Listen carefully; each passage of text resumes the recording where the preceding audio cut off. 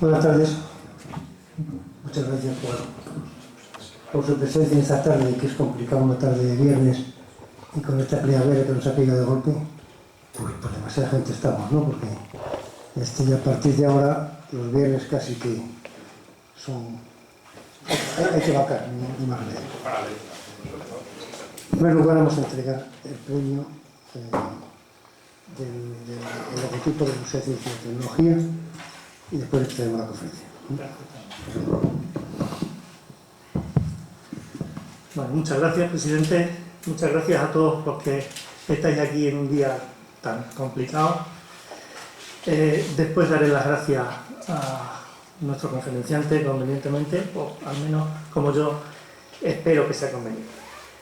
En primer lugar, y antes de comenzar la conferencia, este acto tiene previsto hacer la presentación de un logotipo que va a representar a la Comisión para la Promoción del Museo de la Ciencia y la Tecnología en esta sociedad. La Real Sociedad Española Económica de Amigos del País, la Real Sociedad Extremeña de Amigos del País convocó el pasado mes de enero un concurso para disponer de este logotipo. Tras las propuestas, el concurso fue resuelto el día 13 de febrero, quedando ganadora la propuesta de don Luis Fano, que hoy nos acompaña y que va a presentar el diseño. Por dar una breve nota del diseñador, Luis Fano nació en Don Benito en el 68, es diseñador gráfico especializado en el desarrollo corporativo para empresas, marcas y productos, formado en el CNP de Madrid en la especialidad de arte publicitario. Ha trabajado para distintas agencias de publicidad en Madrid y Badajoz, desempeñando funciones de dirección de arte y diseño. Ha participado en numerosas exposiciones de fotografía individuales y colectivas, convenciones y premios a nivel nacional e internacional. También ha participado como jurado en certámenes fotográficos y de arte plástica. Actualmente desarrolla su labor en un estudio de producción gráfica y multimedia propio aquí en Badajoz. De manera que la persona que ha ganado el concurso, que fue resuelto por un jurado formado por la Comisión para la Promoción del Museo de la Ciencia y la Tecnología de Badajoz, a la que se incorporó el secretario de la asociación, don Carlos Fajardo, tuvo muy claro desde el principio que este era el diseño quizás más profesional que se presentaba entre los candidatos. Así que en ese entorno, el logotipo que están viendo en la pantalla en su versión sobre fondo blanco y en el cartelón en su versión sobre fondo negro, es el que desde este momento ya adoptamos como representación de este movimiento de promoción para el Museo de la Ciencia y la Tecnología. Entonces, a continuación, vamos a darle la palabra al ganador para que nos explique las líneas maestras en las que basó su propuesta y luego será entregado el premio correspondiente. Cuando quiera.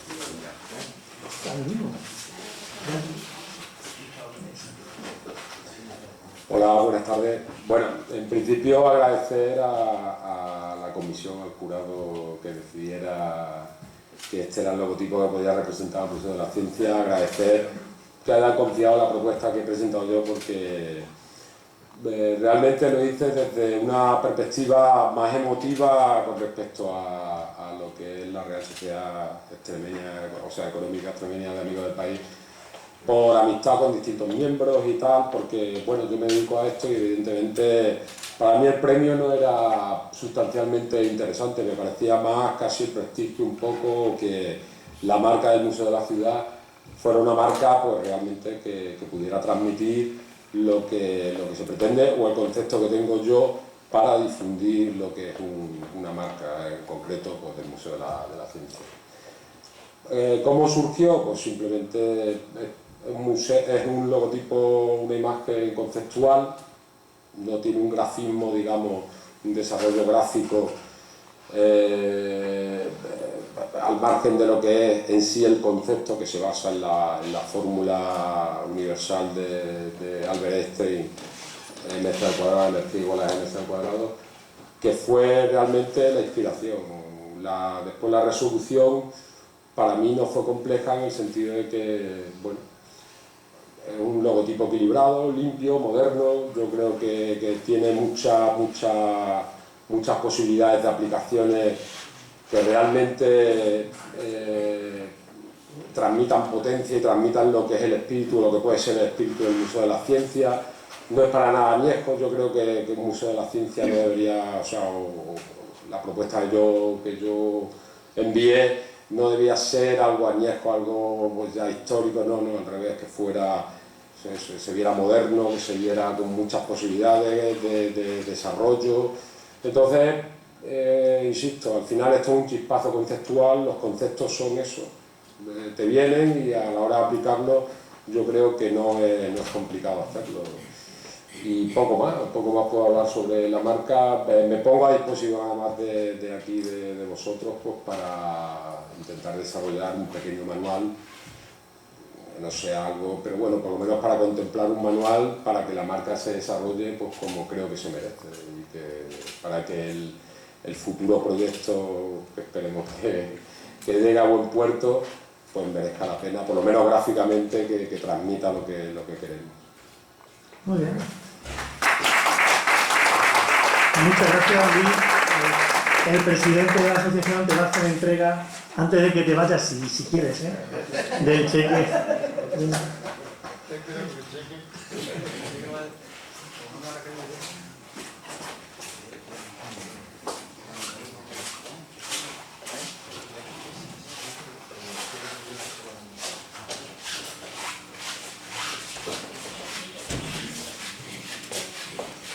Bueno, antes de dar comienzo realmente a la presentación de la conferencia, queremos presentar la página de la Real Sociedad Económica del País, que es la que tienen en pantalla, en donde hay un enlace en el que se puede encontrar cualquier novedad que haya sobre el Museo de la Ciencia, las cosas que se vayan incorporando. Esperemos que sean logros que nos acerquen cada vez más al Museo de la Ciencia.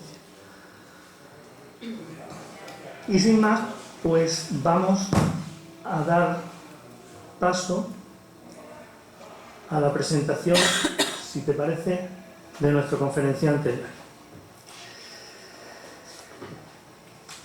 Bueno, esto es complicado y me van a permitir que haga algún requiebro en mis palabras. Para iniciar esta presentación en tono filosófico, que nos acompaña un filósofo, permítanme que diga que estamos aquí para promocionar una idea que en el sentido platónico del término ya es una realidad inteligible madura, y convertir esa idea en una realidad sensible, es decir, en una cosa que creemos que nos va a aportar no pocos beneficios en esta ciudad. Puede que extrañe en una primera lectura esta forma de abordar el tema, pues estas palabras, fuera del contexto que nos reúne, se diría que están lejos de contener significado científico o tecnológico. Nada más lejos de la realidad. Desde hace muchos años estamos reivindicando para el conocimiento científico el mismo lecho social que tienen las humanidades. Estamos pidiendo las herramientas necesarias para poner en la calle la ciencia al mismo nivel en el que las pinacotecas, los teatros o las bibliotecas nos ponen al alcance la pintura, la música o la poesía. Estamos queriendo que, como en el espejo esférico de Escher, todo el universo cultural, incluyendo la ciencia y la tecnología, se vea igualmente contenido y reflejado.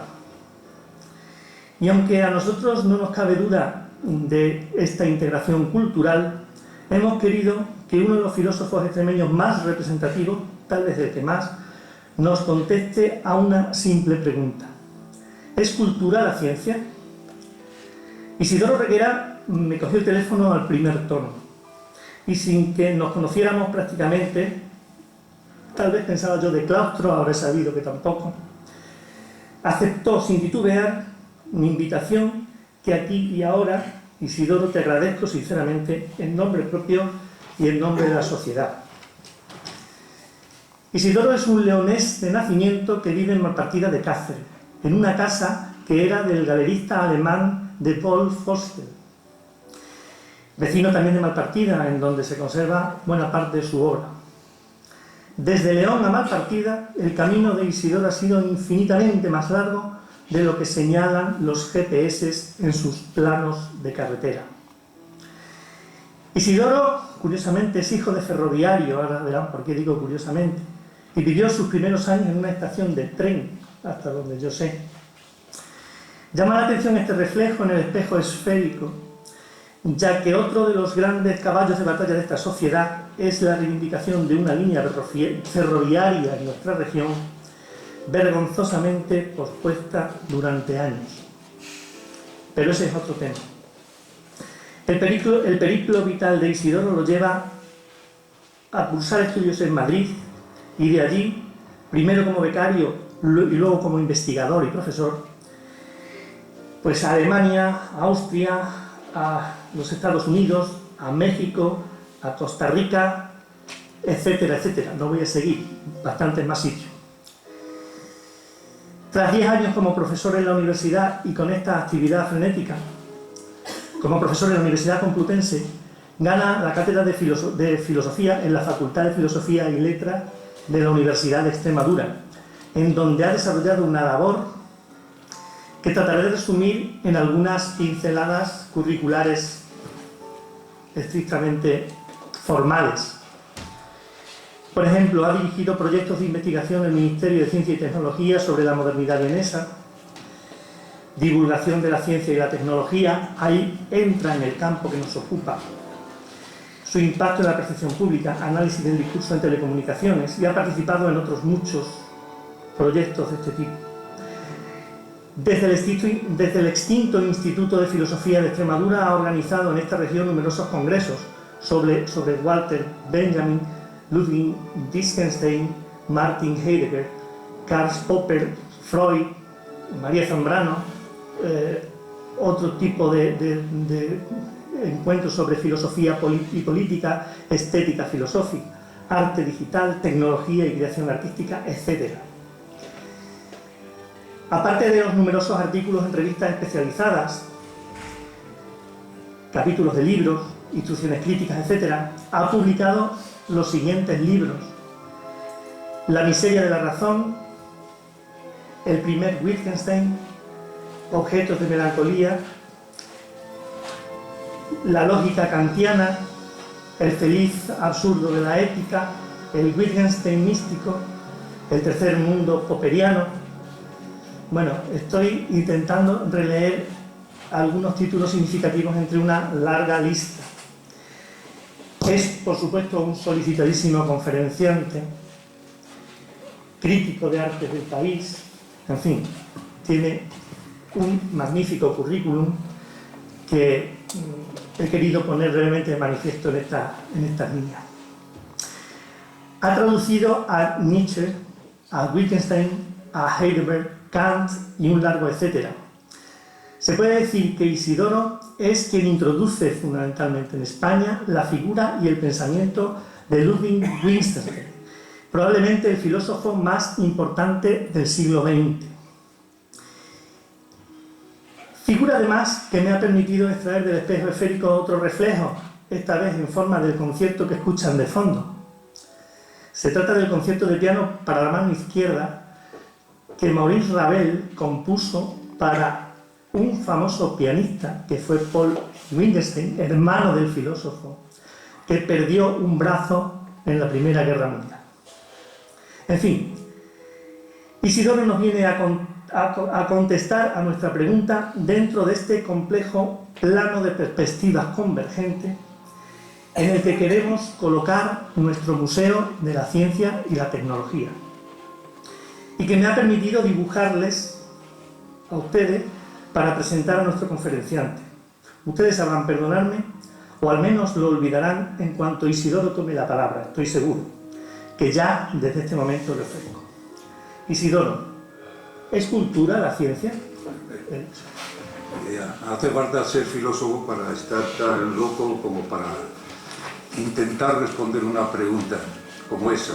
Las preguntas que no tienen respuesta no preguntan nada, son preguntas sin sentido. sí, por supuesto. Has oído, y entonces, sabiendo esto y dentro de todo esto, sin embargo, hay que hablar, porque esto es un problema, una cuestión, probablemente solamente de nombre, pero es una cuestión que en el uso de la palabra y en el uso del lenguaje, pues se acude muchas veces a ella. Bueno, me encanta estar entre científicos, me encanta. Veo una presentación, mil gracias, una presentación ahí objetiva, etcétera, muy bien hecha, muy planteada. Me encanta estar en una institución como esta, liberal, ilustrada, de lo poco que podía haber en España hace 201 años, que se celebró, que se inauguró esto. Así que me encuentro perfecto, y gracias, señor presidente, y gracias sobre todo también, pero sobre todo porque sois los que la vais a escuchar, la gente que habéis venido. Yo no sabía que era tan malo poner esto un viernes. Fui yo el que le condicionó un poco a Alfredo de que yo no podía venir otro día, pero hubiera podido acercarme otro día. No sabía que era tan... Allí en Cáceres solemos hacer estas cosas los viernes y los sábados por la mañana, pero bueno. En fin, muchas gracias a todos, me siento estupendamente y me siento ante un reto estupendo. ¿Es ciencia la cultura? ¿Es cultura la ciencia? La ciencia es cultura. Mira, todos son usos de palabras, todos son palabras. ¿Qué es cultura? Nada. Sobre todo la cultura. ¿Qué es la ciencia? Hombre, la ciencia sí es algo. Tiene un objeto, tiene un método, es capaz de dominar y de predecir acontecimientos, eso sí es algo. La cultura, oigan, miren, es un cajón desastre, la cultura es un regodeo elitista, una sensibilidad un poco enfermiza, un poco chuleta, hortera muchas veces, elitista, de esta gente que se hace colecciones de arte simplemente para figurar o para ganar dinero. Eso es cultura, es el pozo que deja todo lo que hemos aprendido y que luego hemos olvidado. Bueno, pues sí, es una definición de cultura tal, pero entonces deberían ser más radicales, hombre. Que dijeran aquello de Montaigne: primero hay que saber todo lo que se puede saber, y luego saber que ese saber es saber nada. Eso es cultura, en tal caso. La cultura socrática ya desde el principio. Pero se puede decir eso, pero se puede decir también que es el folclore de un pueblo, porque ahí se mete todo. Cuando se lee, pues es que es mejor no leer al doctor Google, que lo sabe todo, y desde luego te pone ahí cosas de cultura. Yo solamente fui una vez y ya no he vuelto para esto, ¿no? Porque claro, tiene un carácter general tremendo, la cultura, como espíritu de un pueblo, donde entran los conocimientos, las ideas, las tradiciones, las costumbres. Bueno, vale. ¿Qué es cultura? Primero, ¿no? Luego, por otra parte, se la considera como el distintivo del ser humano. Pero qué prosopopeya, Dios mío, pero qué grandilocuencia. El distintivo del ser humano, de la especie humana, es la cultura. Si el ser humano es el pobre ser más miserable que hay cuando nace, si le dejan un día se muere, y es verdad que necesita la cultura así en general para poder supervivir. La cultura es un medio de supervivencia, es una campana, es un caparazón, es un paraguas, es un baldaquino que nos protege del frío gélido de las estrellas, del gélido frío de las estrellas, o que nos protege de las tribus que están al lado. Miren, ¿qué es cultura? Nada, nada y todo. Es una palabra que tiene unos usos del lenguaje dentro de contextos lingüísticos determinados o de juegos lingüísticos, como se llama, y depende de qué se hable. Pero ciencia sí. Por eso la ciencia es admirable, porque saben ustedes, los científicos saben de qué tratan, tienen objetos, bueno, cuidado, y tienen un método, etc. Que ha habido usos de la ciencia. El problema de la ciencia no es la ciencia en sí misma, el problema son los usos, donde entra la ética, en fin, pero eso son otros rollos, ¿no? Pero la ciencia en sí misma, desde luego, sabe lo que tiene que hacer, lo hace, ha cambiado completamente el mundo. En los últimos 40 años la ciencia y lo vuestro, la técnica, Ha cambiado más la humanidad que los últimos 40.000 años, desde que apareció en el mundo los cromañones. Y esto está cambiando continuamente desde la invención del chip o circuito integrado, allá por los años 70 o después de la Segunda Guerra Mundial, y desde la invención del descubrimiento del electrón a principios del siglo, en el siglo XX, de luego esto ha cambiado, pero inmediatamente, o sea, rapidísimamente todo. Y desde los descubrimientos de América y luego los inicios de la ciencia a principios del siglo XVI, con Tycho Brahe y con de las elipses, ¿no?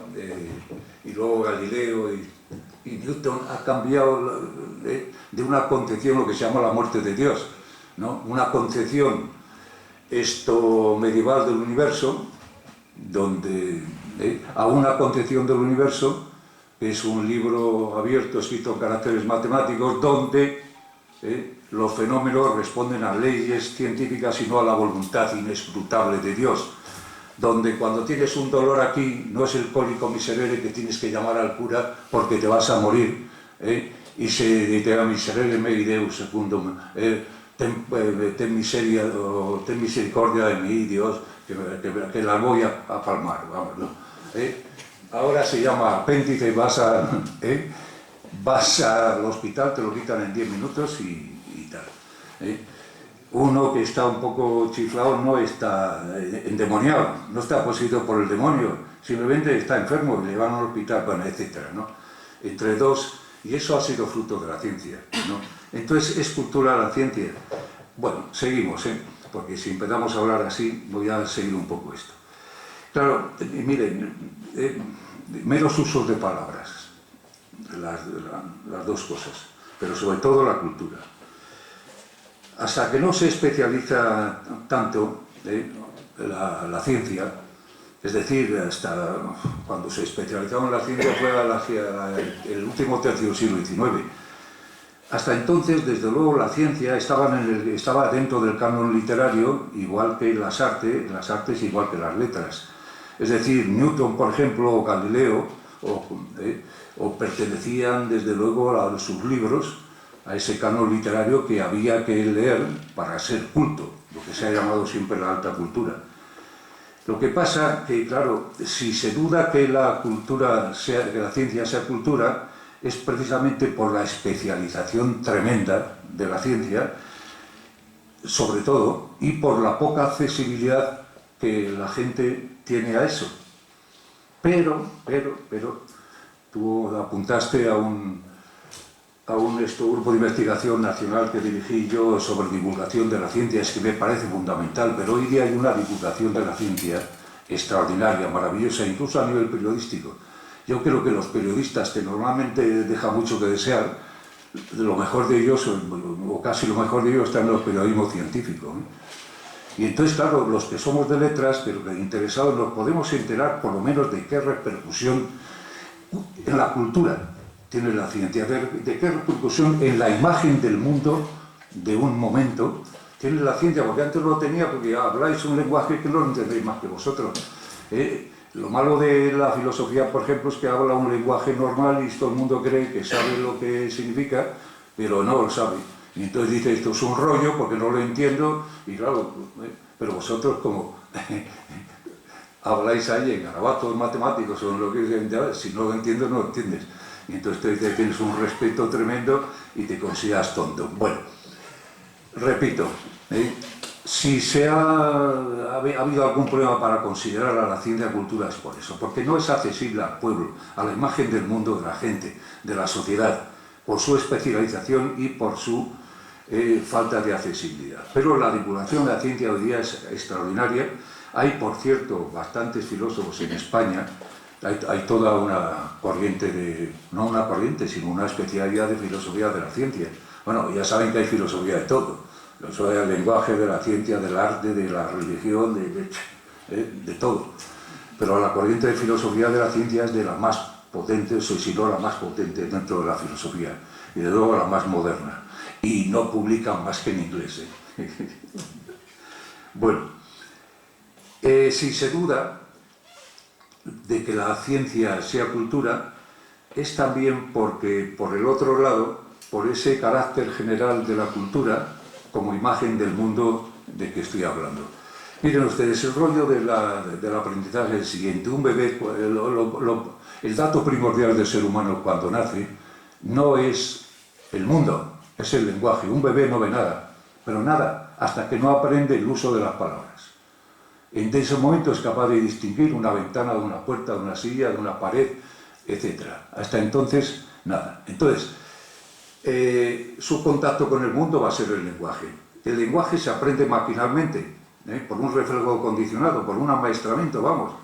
Aparte de que de que tú no has elegido ni siquiera que te nazcan en este mundo y menos dónde van a nacer y dónde vas a nacer y en qué familia. Si hubiéramos nacido cada uno de nosotros en otra cultura, nunca mejor dicho, seríamos diferentes, está claro. Un amaestramiento en el lenguaje, en el aprendizaje del lenguaje y de paso, en ese amaestramiento en un lenguaje concreto y determinado se cuela una forma de vida y además una imagen del mundo. Esa imagen del mundo que te sirve para manejarte y para dar sentido a tu vida dentro, por lo menos, de lo que llamamos cultura. Esa imagen del mundo es la que favorece la supervivencia, dijéramos, intelectual o espiritual, el sentido del ser humano. Es decir, es lo que podríamos llamar cultura en este sentido. Y el proceso de nacimiento es ese, un proceso mecánico, automático. No has elegido nacer, no has elegido nacer dónde naciste, no has elegido el lenguaje que te han enseñado y por lo tanto la forma de vida implicada en él, y repito, la imagen del mundo, es decir, la cultura en la cual sí, claro, por lo tanto tiene un carácter tan general esto de la cultura que desde luego la ciencia, pues con su especialismo no entraría dentro de eso.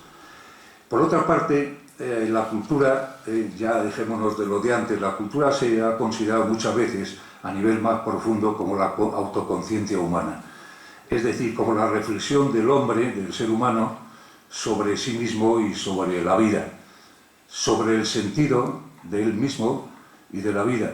Es decir, esa autoconciencia, esa conciencia que a lo mejor es una desgracia para el ser humano. Dense cuenta que el animal no muere. El animal no muere, muere igual que tú y que yo, pero como no se da cuenta ni lo sabe, como no tiene ni idea, él no muere, tú sí mueres. Y te causa un dolor tremendo la muerte, la espera de la muerte, tanto que miren, ahora aprovecho para eso, porque Schopenhauer decía que la cultura no es nada más que el medio de aminorar el miedo que nos produce la espera de la muerte. Y por eso hacemos arte, y por eso hay poesías y literaturas, etc. El medio de aminorar el miedo que nos produce la espera de la muerte. Claro que un discípulo en la historia suyo diría algo más fuerte, una represión del instinto sexual. Es decir, si pudiéramos estar haciendo todo el día ciertas cosas, a nadie se le ocurriría perder el tiempo en hacer poesías y hacer literaturas y hacer pinturas y cosas de esas. No, hay que tomar así un poco, y seguiremos, ¿no?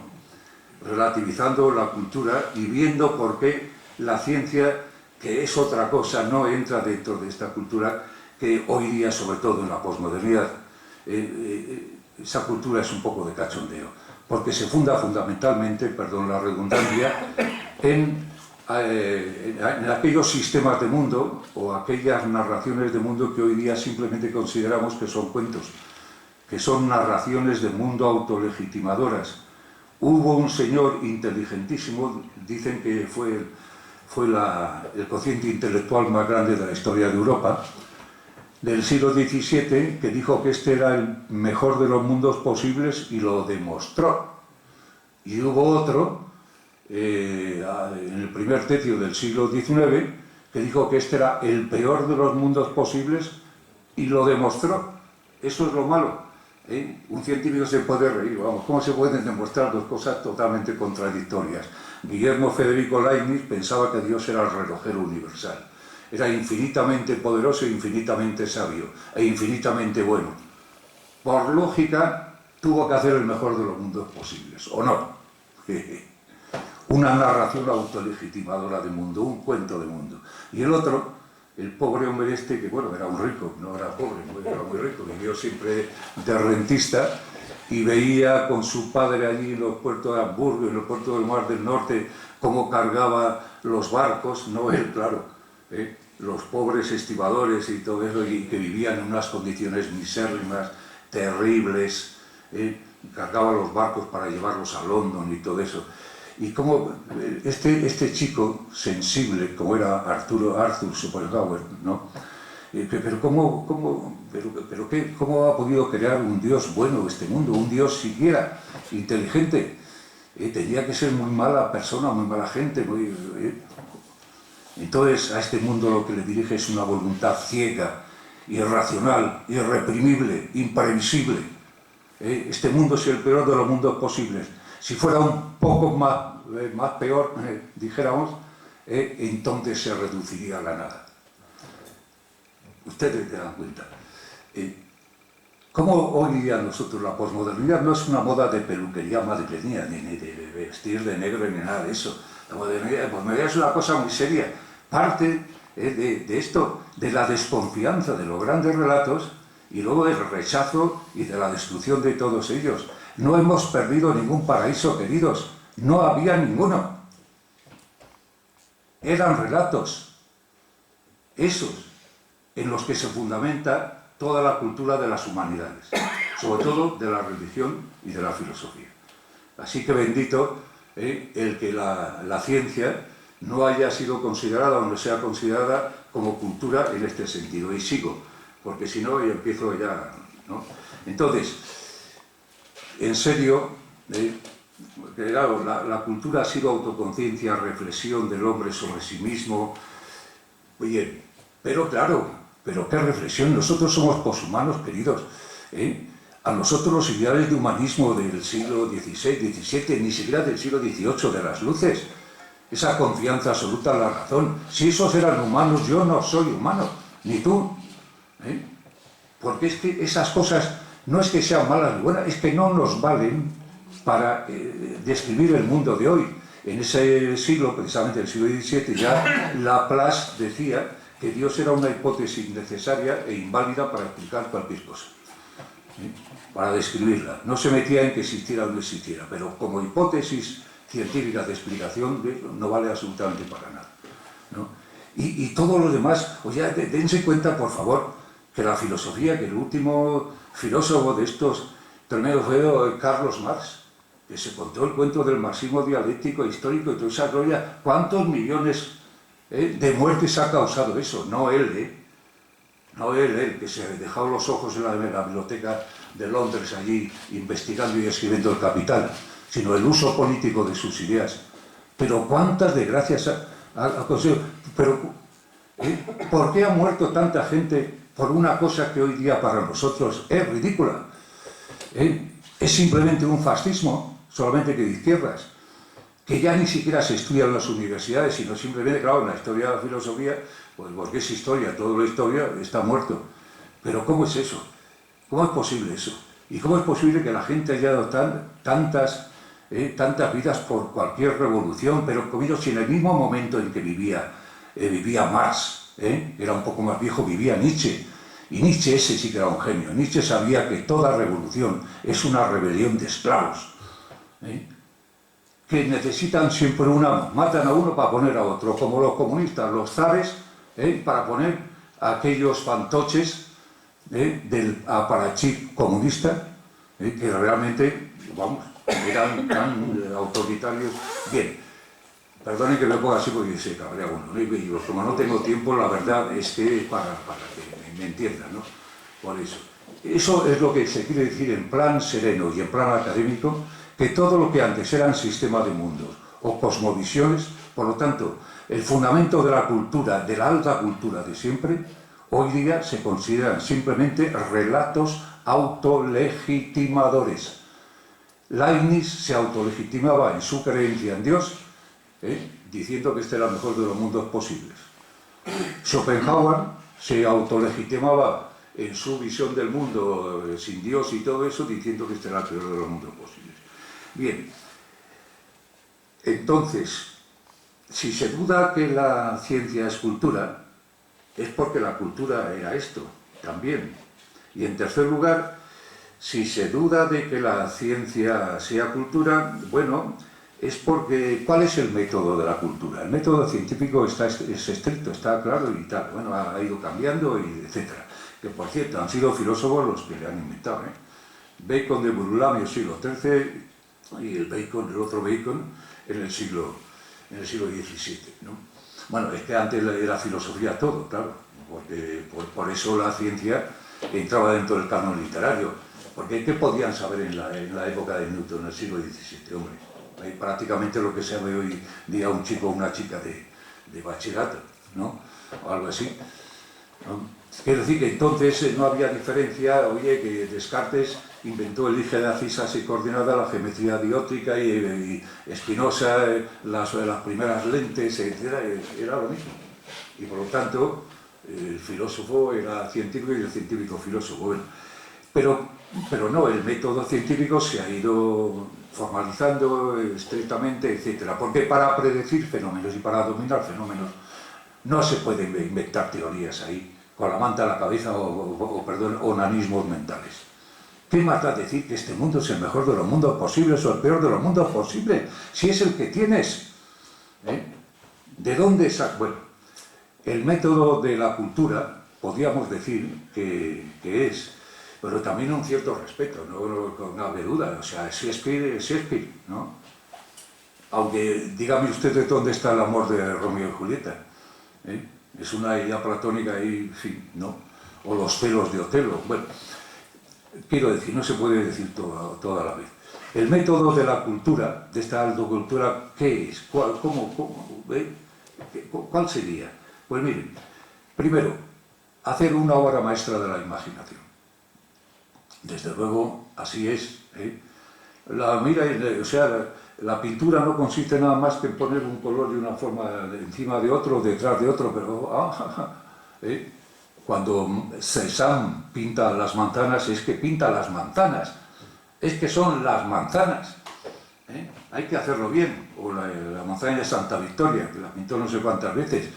Cuando la música no es nada más que poner una nota después de otra, pero Beethoven, que estaba sordo desde la tercera sinfonía, cuando hace la novena, que no oía nada, vaya modo de unir una nota con otra, ¿eh? Entonces, con ese coro final, bueno, una obra maestra de la imaginación, desde luego, ¿eh? Literariamente eficaz, eficacia literaria, de modo de convencer a la gente, etc., de tal modo que se transforme en una verdad persuasiva. Claro, esto vosotros, los científicos o los técnicos, una obra maestra de la imaginación que sea literariamente eficaz y que persuada de su verdad a la gente. No es más que el convencimiento, no más que retórica y dialéctica. No tenemos más usos, no tenemos más argumentos que los dialécticos, es decir, la buena concatenación de las ideas, y luego los retóricos, la buena concatenación de las palabras, ¿eh? Y es así. O sea, ¿por qué Shakespeare es Shakespeare y Cervantes y Aristóteles y todos estos, aunque estén muertos, y aunque sus sistemas de mundo ya no nos valgan ahora para un mundo galácticamente diferente como este? Oye, pues porque durante generaciones y generaciones, históricamente, se han seguido reeditando y parece que dicen algo a la gente. O sea que, de hecho, nos remitimos a esto. Lo que pasa, que parece mentira, hombre, es que el fenómeno de la conciencia posmoderna es cosa de los años 80, nada más, ¿no? Pero es que antes la gente no se daba cuenta de esto. No se daba cuenta de que todos son relatos. No se da, bueno, en fin, sigo porque si no. Entonces, repito que para la claridad de lo que he dicho, que si se duda de que sea cultural la ciencia, es por su especialización e inaccesibilidad, cosa que hoy día está subsanada por la divulgación de la ciencia, porque además el propio hecho de la divulgación de la ciencia y y que realmente sea una empresa muy importante hoy día, demuestra que la ciencia es cultura, desde luego, que está entrando, dijéramos, en el inconsciente de la gente o en la imagen del mundo de la gente. Si se duda de que la ciencia es cultura, por el otro lado, es porque la cultura, como acabo de decir, tiene un carácter general de imagen del mundo, tiene un carácter de autoconciencia, de reflexión del hombre sobre sí mismo, que eso no lo hace la ciencia. Lo que pasa que, claro, ese carácter de reflexión sobre sí mismo son sistemas de mundo o sistemas de hombre que han sido, pues hoy día no los consideramos más que como narraciones. Y también, si se duda la ciencia, es de que la ciencia sea cultura, porque el método brillante de la alta cultura hasta ahora, si no se la considera como la consideramos ahora, grandes cuentos, que ya no valen simplemente, era un método totalmente diferente. Repito, obra maestra de la imaginación con eficacia literaria y que consiga persuadir a la gente, no de la verdad, de lo que dice, no es verdad lo que dice Shakespeare, no es verdad el Quijote, es verdad el Quijote. Eso no tiene sentido. La pregunta por la verdad parte solamente, creo, en parte solamente de la aritmética, se puede de algún modo decir que es verdad o que no es verdad, es decir, cuando se estipulan de antemano las condiciones de verdad exactamente, con toda exactitud, si no, de qué es verdad. Es verdad lo que dice el Papa, es verdad lo que dice Rajoy, es verdad lo que dice el Coletas, es verdad que no tiene sentido oír esa palabra. Bueno, quedémonos por ahora con esa frase de Kant de que nos cultivamos, que eso significa cultura, cultivo, por medio del arte y de la ciencia. Algo dice. Y planteemos las cosas más concretamente. La ciencia es cultura en general, hemos dicho hasta ahora. La ciencia es cultura hoy, que es lo que nos interesa, y mañana. Miren, no en todos los aspectos, y casi en ninguno que no sea el del conocimiento simplemente, es decir, de estos 100.000 millones de neuronas que hay aquí, que están funcionando, con 10.000 posibilidades de conexión cada una con todas las demás, lo que hace 1.000 billones de posibilidades de combinación aquí. Imagínense ustedes. 1.000 billones de posibilidades de combinación aquí de las neuronas.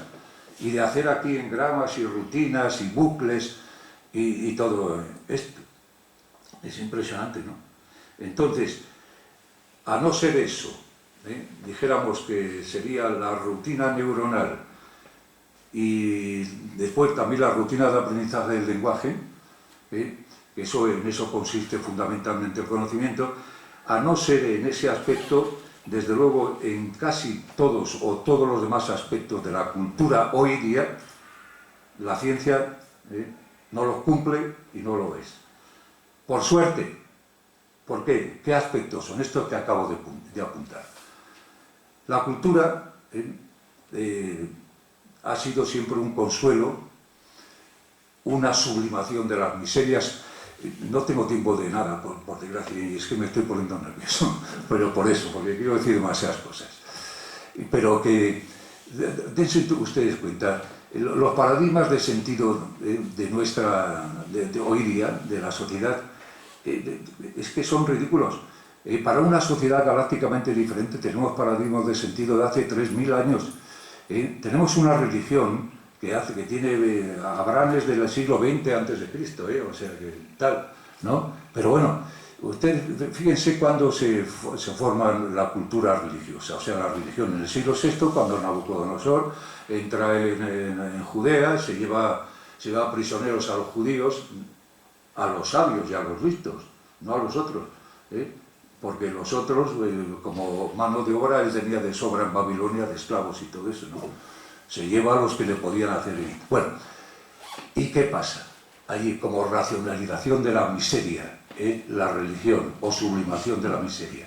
Allí un pueblo esclavizado, que está al mando de Nabucodonosor, que era, en aquel sistema todavía, si los estándares de Cristo estamos hablando, el que mandaba era un rey dios, se les consideraba como dioses, etc., ¿no? Y entonces el pueblo judío empieza a hacer de esa religión, que era nada más que una religión étnica de Judá, una religión de pueblo, podríamos decir, muy chula, pero vamos, de una casta, pues empieza a hacer, para racionalizar sus miserias, para sublimar la situación en que estaba, nunca mejor dicho, de esclavitud, como rebelión de esclavos, comienza a hacer de ella una religión universal y una religión mesiánica. Tú me tendrás aquí esclavizado, Nabucodonosor, pero tú eres un hombre, tú eres un rey de Zuelo, tú eres un dios de Zuelo. Mi Dios, Yahvé, es un Dios universal, eterno, histórico, permanente, etc.